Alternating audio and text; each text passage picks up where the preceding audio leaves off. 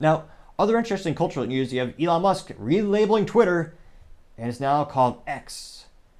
And of course, it is interesting that it's still beating Threads after every media outlet that you could possibly imagine constantly hammering into your head saying Threads is going to be the biggest thing. It's going to destroy Twitter. Twitter is nothing.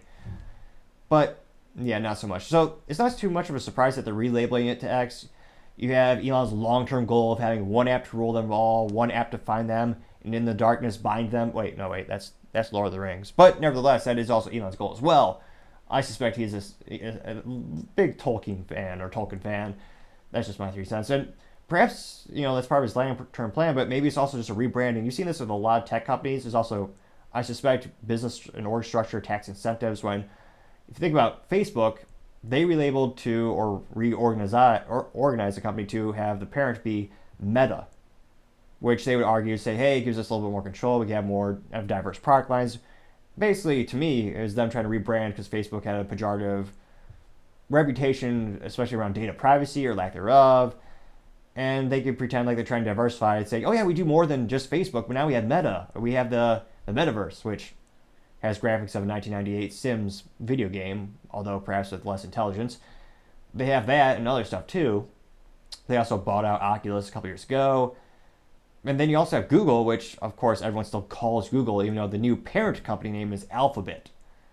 And I suspect there's also tax incentives and business incentives for having the restructure that way. But those tech companies also they spent a vast amount of money relabeling everything. It'll be interesting to see how much does Elon push it in terms of that. Now, legally, Twitter did change their name to X Corp a couple months back. So it's not too surprising, but a lot of people are shocked that the logos are gone. So if you log into Twitter right now, even on your smartphone or your desktop, if you like the bookmark, the little bird's gone, it's just the X. Now, in terms of marketing and branding, I don't know what to say. I would probably maybe a B plus because Elon's had that intellectual property. His first business that he started, the tech company, was a online financial company, and he quickly merged with another one to form PayPal. So that was the original domain, was X.com. He owned it for the longest time. And this is part of his long-term plan to build that up, but I don't know what supplanted what in terms of the cultural significance of X.com in terms of the adult content related to that. I mean, they're allegedly, I would never know, but it's one of those things. Well, actually, from a business perspective, I'm fascinated. MindGeek is a big company that owns pretty much all adult content. They're headquartered out of Canada. There's a tech guy who actually bought up all the studios, and from a business perspective, a very fascinating use case.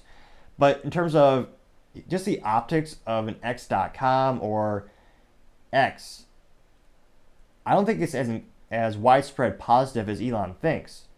Because you do have X videos, which, of course, as it would sound culturally, that's probably most people to refer to that and understand that is an adult content video. And Elon is trying to build the one app for everything. Just the optics of having X.com for like financial, or I don't know if the brand is as strong as he thinks it is, or if he has the resources. Well, if anyone has the resources, he does. I don't know what kind of marketing initiatives and planning you'd have to do to change the whole cultural reference for that domain and for that idea. I'm sure he's capable, but it seems like a big marketing and big cultural shift you'd have to make to have his idea come to fruition. Now, the good news about Twitter, or now X, is that they're still beating Threads. Now, it looks like Threads is basically disintegrating, especially with their average user time, which when you're measuring an app in terms of performance, when you're talking to advertisers, which that is what Elon is really desperate of. They need advertising dollars because they're still losing money. When you talk to advertisers, there's a couple things they always look for in terms of metrics. One of the most important metrics specifically is screen time, also known as how long do the users have their eyeballs glued to that screen without doing another task, or how many hours a day are they spending worshiping that little light box in their pocket.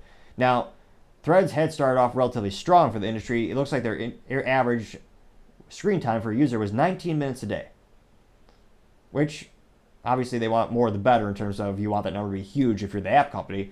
But within a couple of weeks, their current daily rate right now is closer to 4 minutes. So that's horrible retention, and people are barely checking in these days. Now, it also doesn't help that there's not even a search function on Threads apparently. So you can't actually search for a topic or an idea or a genre. You can only search people. So that's a big limitation in and of itself that gives you less incentive, because what if you just want to watch a video about, I don't know, people go crazy about like a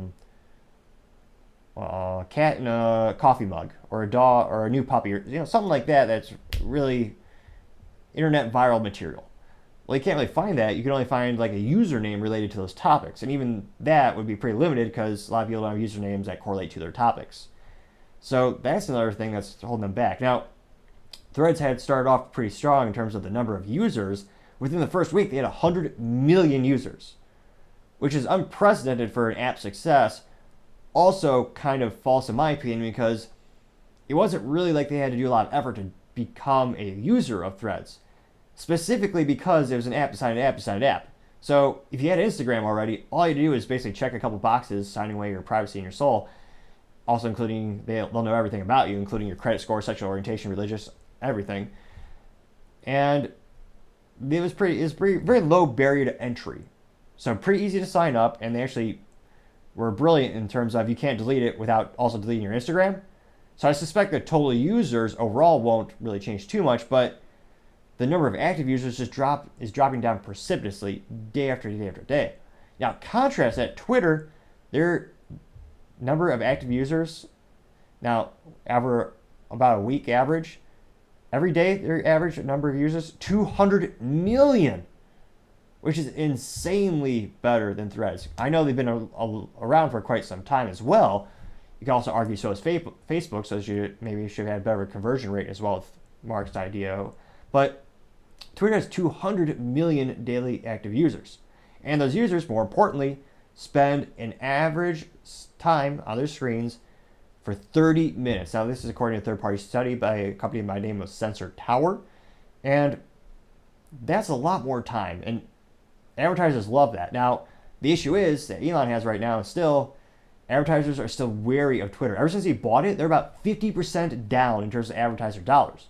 He tried to offset by having the $8 per month subscription service, which I think I bought about a couple months in after he started the company, just so I could support the idea of free speech. Now, unfortunately, he is far from a free speech absolutist, and it looks like the new CEO, Linda Macarena, I'm just kidding, Yacarino, but she might do the Macarena, perhaps.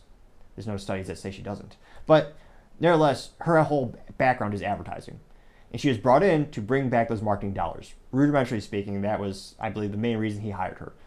And this rebrand might help because then they can go to advertisers, maybe go to all the big boys, got, Apple, Visa, MasterCard, all the big companies, and go, hey, we're a new company. We're not Twitter. This is the new Twitter. This is X.com. This is X, the X app.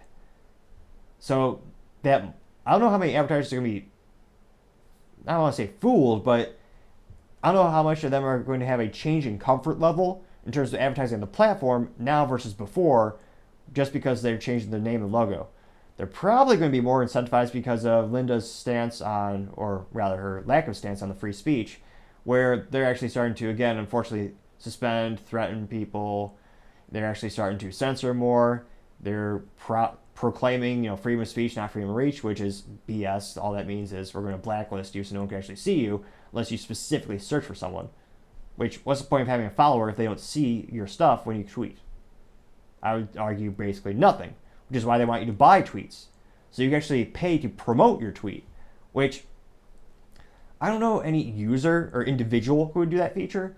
I've thought about maybe trying that for my tech company as we try to do promotional events where we're having an upcoming Topgolf event.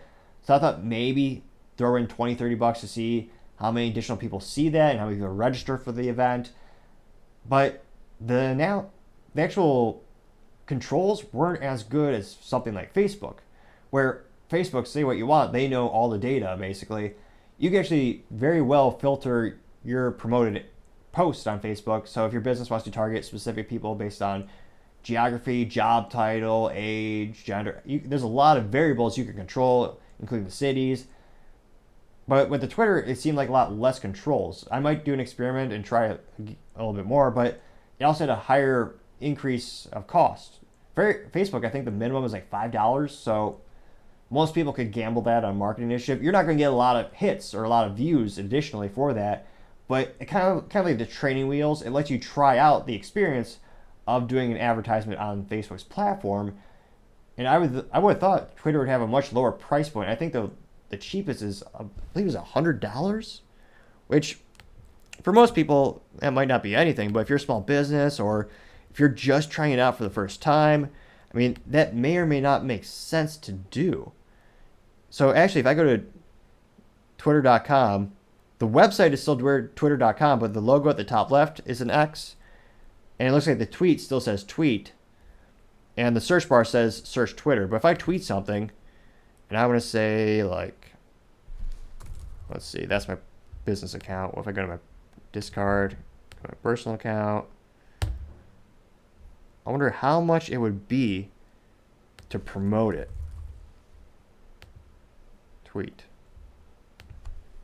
And interestingly enough, I'm not seeing it now. So it'll be interesting to see where it goes from here. So it's a good idea, but how will it be executed and will it really lure in advertisers? That's the big question, because they still need to break even at least. And obviously they need to make money because Elon also has investors. He didn't just buy this himself. Yes, he is the largest shareholder and he put up the most money to purchase it, but you also have individuals, countries, as well as banking institutions that backed him as well. And they're looking for an ROI. Historically speaking, Elon's pretty good at making a good ROI, and he's had a very successful career and a track record. That being said, no one is perfect. Could this be the first time he falls? Who knows? Time shall tell. But as Threads starts to dwindle away, it seems Twitter is a little bit more secure than many thought, or perhaps many were desperately hoping on mainstream media, as you had every news outlet from the left to even, I know Fox News nowadays has been demasked, so a lot of people just call it Diet CNN, but a lot of the mainstream news outlets, including Microsoft's LinkedIn, they're all saying how Threads is going to crush Twitter. And apparently that little bird, or I guess in this case, this little X, is a little bit stronger than I thought. Thank you, everyone, for taking the time to tune in today. Don't forget to like, subscribe, and comment. Each one of those things greatly helps out the channel. Trying to get to 3,000 subscribers by the end of July. We got a couple days left, and I feel like we can do it. Also, don't forget to tell your family, tell your friends, tell your coworkers. Heck, tell your enemies, tell anyone and everyone. Just stay safe and fight the good fight.